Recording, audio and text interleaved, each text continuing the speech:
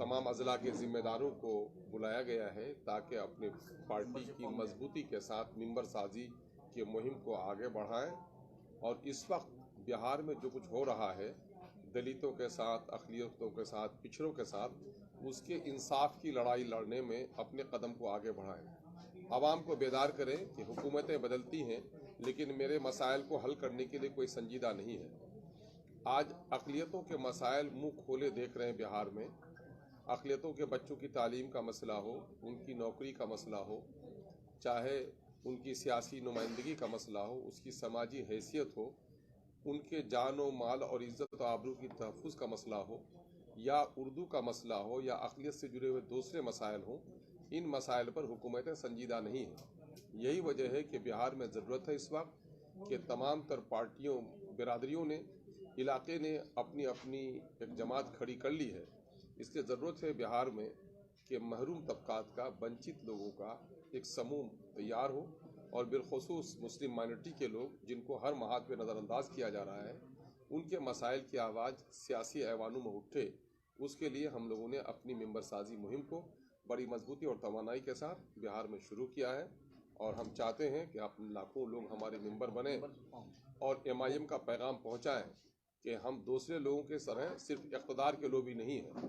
अगर हम इक़्तिदार चाहते भी हैं तो इंसाफ के लिए चाहते हैं, और अगर हम सियासी नुमाइंदगी कर भी रहे हैं तो हम ठेकेदारी के लिए नहीं कर रहे हैं, हम अपने ज़ाती मफाद के लिए नहीं कर रहे हैं, बल्कि देश, प्रदेश और आम जनों के हित की राजनीति कर रहे हैं, ताकि महरूम तबक़ात को आज़ादी के 75 साल बाद भी आज क्या वजह है कि हमारे उन लोगों को, जो लोग गाँव में रहते हैं, जो लोग हाशिए पर हैं, उसको आज तक इंसाफ नहीं मिल सका है। तो असल ये है कि हम पूरी तवानाई के साथ इंसाफ दिलाने के लिए पूरी एक मुहिम का आगाज़ किए हुए हैं। उसी के लिए आज ये हमारी मेंबर साजी का फॉर्म है जिसको हम लोग दो उपचुनाव में जो रिजल्ट आया उसके बाद सोशल मीडिया पर लगातार आप पर इल्जाम लगा कि आप बीजेपी की मदद कर रहे हैं, एक नई टीम आप बना करके फिर अगले चुनाव की तैयारी में है। इसका मतलब यही है ना कि अगर हम सियासी गलियारों की बातों में आपसे सवाल पूछें तो बीजेपी की बी टीम बड़ी होगी, यही बात है। देखिए, कौन क्या कहता है हम उसकी परवाह नहीं करते। मैं तो समझता हूँ कि ज़मीर अगर जिंदा है, हया बाकी है अगर, तो ये कौन लोगों के जुमले हैं? ये जुमले अगर दूसरे लोगों के हैं जिन लोगों का कोई वजूद नहीं है तो उसके जुमले पर तवज्जो मत दीजिए।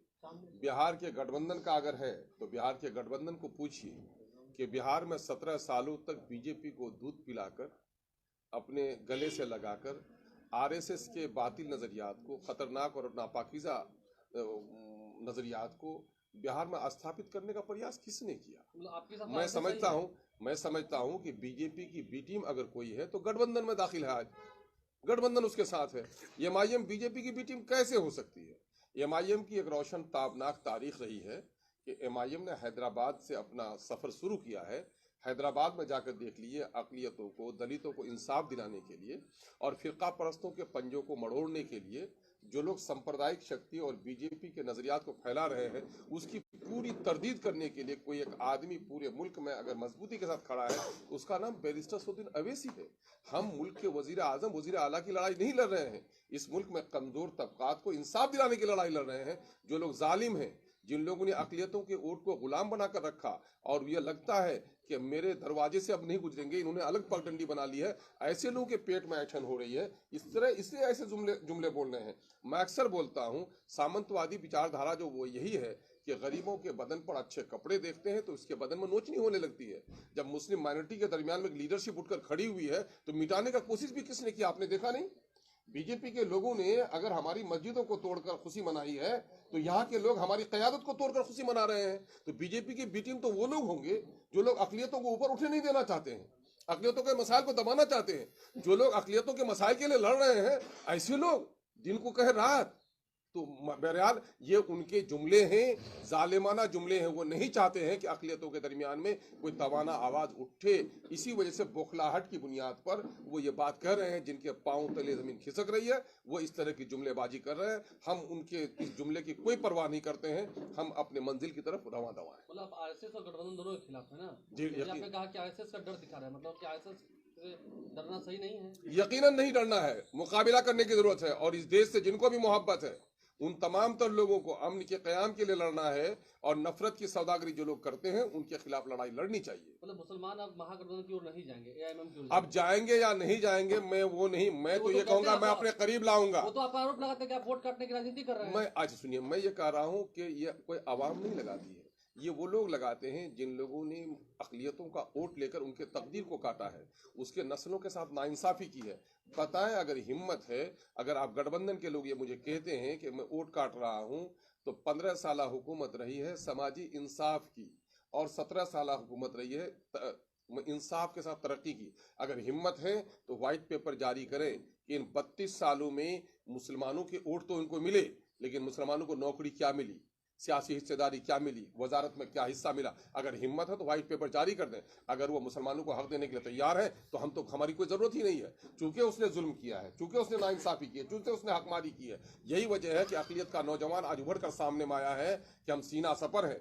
बीजेपी ने हमारी गर्दन काटी, हमारी इबादत खानों को तोड़ा, हमारे मजहबी इस पर हमले कर रहे हैं, हम उनका भी मुकाबला करेंगे। लेकिन हम जो लोग गर्दनों को हमारी तलवार से काटते हैं वो भी हमारे दुश्मन हैं, लेकिन जो लोग शरबत में जहर मिला के हमको पिला रहे हैं वो भी हमारे दुश्मन से कम नहीं है। इसलिए दोनों से होशियार होकर अपनी ताकत की जरूरत है। फिर ये लोग अगर गठबंधन की बात करते हैं तो मैं कह रहा हूं कि तुम्हें कहते हो कि हम वोट काटते हैं, हमने तो साफ तौर पर कह दिया 2019 में स्टेट लेवल पर हम लोगों ने प्रेस कॉन्फ्रेंस करके कह दिया कि साहब फिरका परस्त ताकतों को हटाने की जरूरत है, लाइक माइंडेड पार्टियों के साथ हम समझौता करने के लिए तैयार हैं। अगर आपको लगता है कि हमारे वैसे, तो मेरे दिल भी खुले हुए हैं, मेरा दरवाजा भी खुला हुआ है। हम तो चाहते हैं कि गठबंधन के साथ मिलकर काम किया जाए इस वक्त, लेकिन ये लोग ये चाहते हैं कि नहीं, अक़लियतों को महरूम रखना है, अक़लियतों की आवाज नहीं उठने देनी है। तो अक़लियतों के दुश्मन कौन है, फैसला कर लीजिए। 2 चुनाव में जो परिणाम आया उसके बाद अगर आपको 24 और 25 में तेजस्वी यादव आपको बोलते गठबंधन में आने के लिए, तो आप जाएंगे? मैं कह रहा हूं कि देखिए, गठबंधन में वो बोलेंगे, ये बात तो आप बोल रहे हैं ना, उनकी जरूरत होगी तो आप भी कुछ करते होंगे हम ना? सब में यकीनन है, मशरूत तौर पर हमने ये कहा है कि छोटी बुराई को बड़ी बुराई के मुकाबले में बर्दाश्त किया जा सकता है। लेसर इविल पर दुनिया चलती है, हम अपने शरायत पर, और मेरी शरायत क्या है, मेरे जाती मुफाद के शरायत नहीं, बल्कि बिहार की शोषित पीड़ित महरूम तबके के मसाइल को हल करने के ताल्लुक से और फिरका परस्तों से अलग रहकर अगर कोई बात करेगा तो हमसे बात करने को तैयार है। आरजेडी एमएलसी का कहना है कि तेजस्वी यादव शराबबंदी हटाने के पक्ष में है, नीतीश कुमार के कई मंत्री और विधायक शराब पीते हैं। अब ये तो उनसे पूछिए, अगर ये बात कह रहे हैं, अंदर के आदमी कह रहे हैं, तो उसमें कुछ सच्चाई हो सकती है।